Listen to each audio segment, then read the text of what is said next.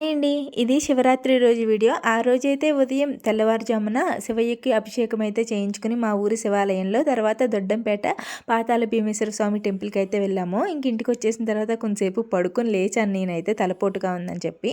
లేచిన తర్వాత టీ అయితే పెట్టేసాను ఫస్ట్. ఇంకా రేగుడియాలైతే పెట్టేటప్పుడు చూపించాను కానీ ఎండిన తర్వాత చూపించలేదు కదా! రేగుడియాలైతే టేస్ట్ చాలా బాగున్నాయి. బాగా ఎండిపోయాయి కూడా. ఇంక ఫ్రిడ్జ్‌లో అయితే పెట్టాను. ఎక్కువ రోజులు నిలువ ఉంటాయి కదా! ఒక్కొక్కటి తీసుకొని తినొచ్చు కదా అని చెప్పి.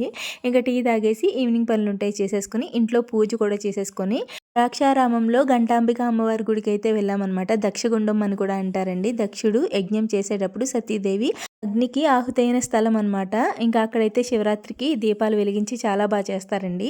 ఇంకా అక్కడ దీపాలు వెలిగించుకుని అమ్మవారి దర్శనం చేసుకుని ఇంటికొచ్చి మళ్ళీ శివాలయంలోకి వెళ్ళాము. మా ఊరి శివాలయంలో శివయ్యకి అభిషేకాలు జరిగాయి.